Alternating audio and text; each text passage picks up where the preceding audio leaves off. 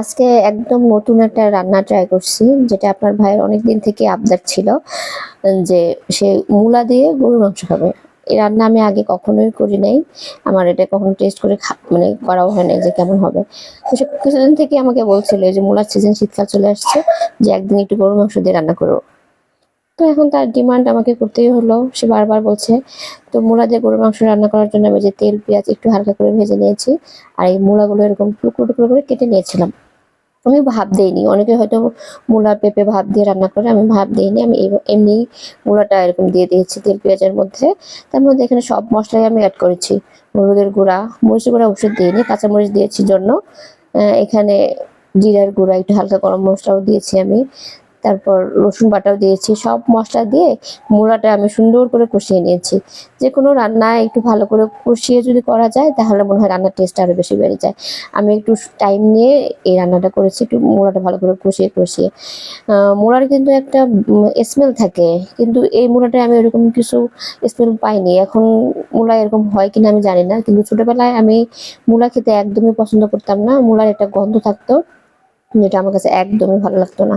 But ইদানিং দেখছি যে না, মূলা আমি খেতে পারছি। এই রান্নাটাই যে মাংস দিয়ে যেটা রান্না করেছি, এটাও আমার কাছে খেতে বেশ ভালোই লেগেছিল।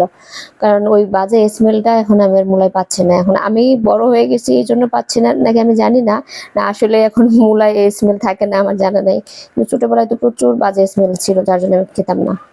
এই যে এখানে আমার ফ্রিজে একটু গরুর মাংস আগের থেকে রান্না করা ছিল, সেটাই আমি এখানে দিয়ে দিয়েছি। এই মূলার সাথে মাংসটা দিয়ে এটা সুন্দর করে আমি আবার একটু কষিয়ে নেব। মাংস দিয়ে সুন্দর করে কষিয়ে নেওয়ার পর এখানে ঝোল দিয়ে তারপর আস্তে, আস্তে রান্নাটা করে ফেলেছি। কিন্তু এটা খেতে আসলে অনেক মজা হয়েছিল। ইভেন আনান খেয়েও বলছিল যে, "মা, এটা বেশ মজা। মূলা তো বেশ মজা। মূলা আবার রান্না করবা।" মানে মূলা তরকারি আমার বেশিরভাগ সময় শুটকি দিয়ে রান্না করা হয়। মূলার সাথে বেগুন বা সবজি দিয়ে, শুটকি দিয়ে বা মাছের তরকারির সাথে একটা বা দেওয়া হয়। কিন্তু শুটকি দিয়ে আমি বেশি খাই। কিন্তু এই গরুর মাংস দিয়ে খেয়ে আমার ছেলেও বেশ বেশ পছন্দ করছে, আমারও বেশ ভালোই লাগছে। কিন্তু এই উদ্ভট রান্না আমি করব আমি ভাবি নাই, কিন্তু বারবার আপনাদের ভাই বলার কারণে আমি চেষ্টা করেছি যে দেখি আচ্ছা কেমন লাগে। কিন্তু বেশ ভালো লেগেছে। যারা কখনো মূলা খেতে চান না বা মূলা পছন্দ না, তারা চাইলে কিন্তু এইভাবে গরুর মাংস দিয়ে একবার ট্রাই করে দেখতে পারেন। মানে বেশ ভালো লাগবে আশা করি। কারণ আমি নিজেও মূলা পছন্দ করতাম না। বাট এইবার খুবই ভালো লেগেছিল। খুবই ভালো লেগেছিল। এখন এই যে হয়ে গেছে প্রায় মাংসটা, আমি বাটিতে উঠিয়ে নিয়ে আপনাদের দেখিয়ে দিচ্ছি। কালারটাও দেখুন খুবই সুন্দর এসেছে কিন্তু। আর এটা খেতেও বেশ মজা হয়েছিল।